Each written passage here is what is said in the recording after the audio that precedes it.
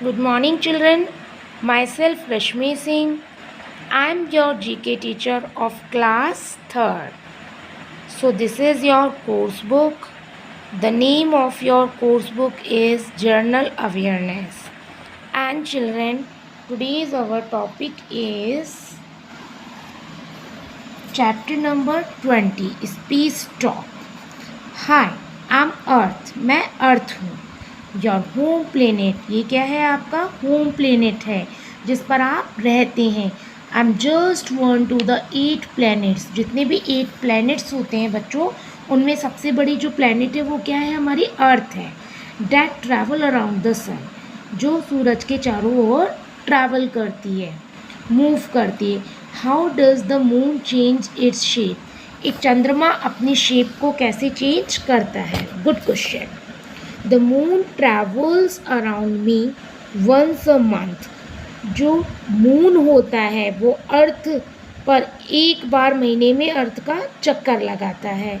During the journey you can see some और half और all of the moon sides.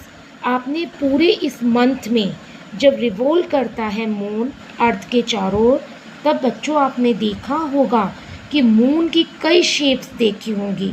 कभी half moon होता है, कभी 1/4 पार्ट दिखाई देता है, फिर वो थोड़ा थोड़ा बड़ा होता जाता है.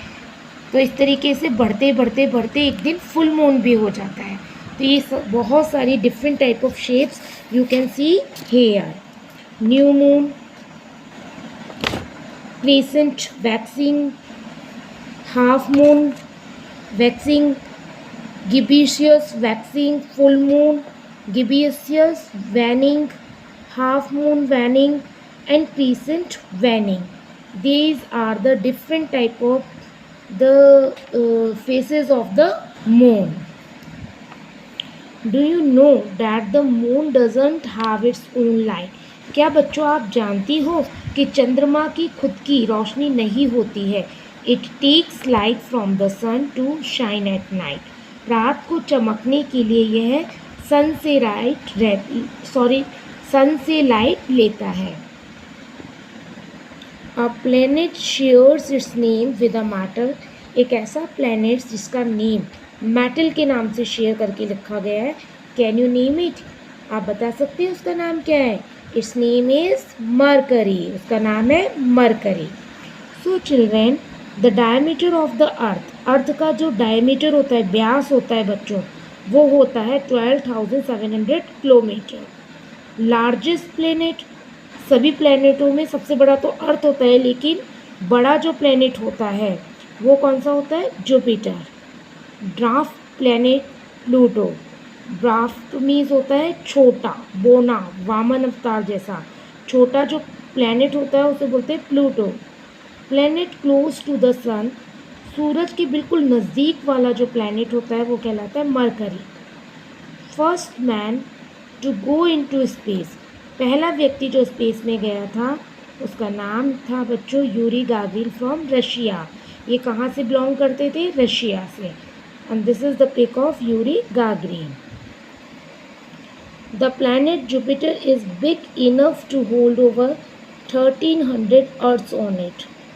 जो जुपिटर होता है वो बड़ा प्लैनेट होता है, इतना बड़ा होता है कि 1300 अर्थ ऑन इट, अपने में इतनी जो अर्थ को है वो होल्ड कर सकता है अपने ऊपर. इतना ही लार्जेस्ट होता है, इतना बड़ा होता है. So children, this is the pic of star. This is a star.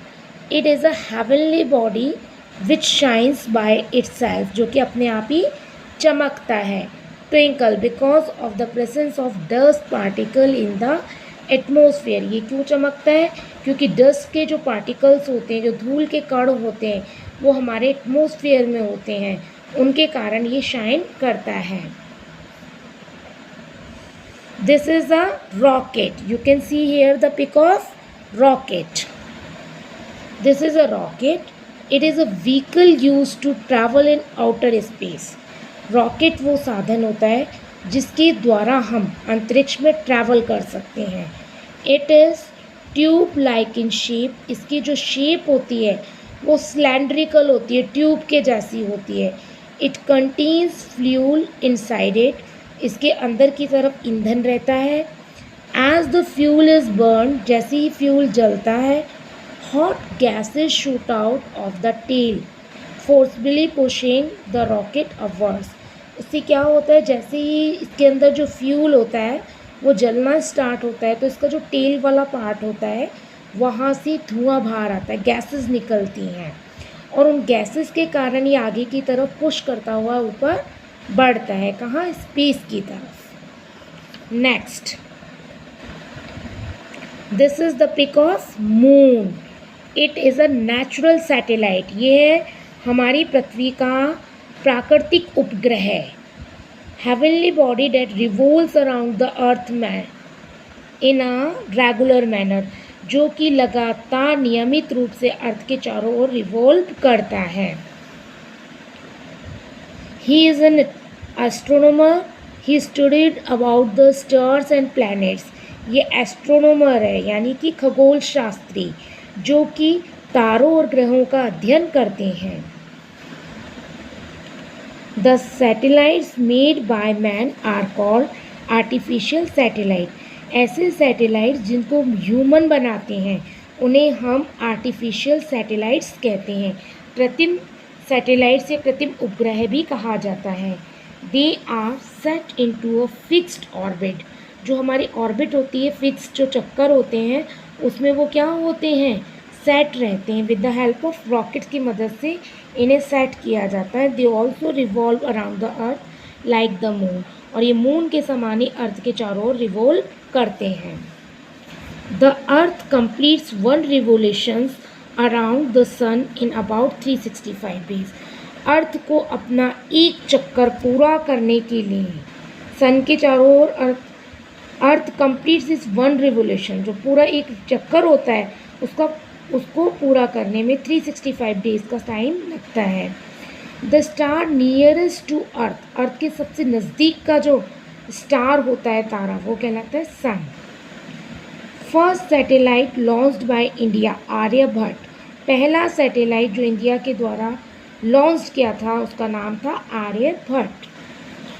Light year is a unit for measuring the distance between two heavenly bodies. दो हेवनली बॉडीज़ के बीच का जो डिस्टेंस है वो लाइट ईयर के द्वारा मापा जाता है। Revolution and rotation are two different kind of movement. Revolution और रोटेशन दो अलग अलग तरह की मूवमेंट्स होती हैं अर्थ की। People of Japan see the sunrise first of all in the world. Japan के लोगों ने सबसे पहले सनराइज होता हुआ वर्ल्ड में देखा था।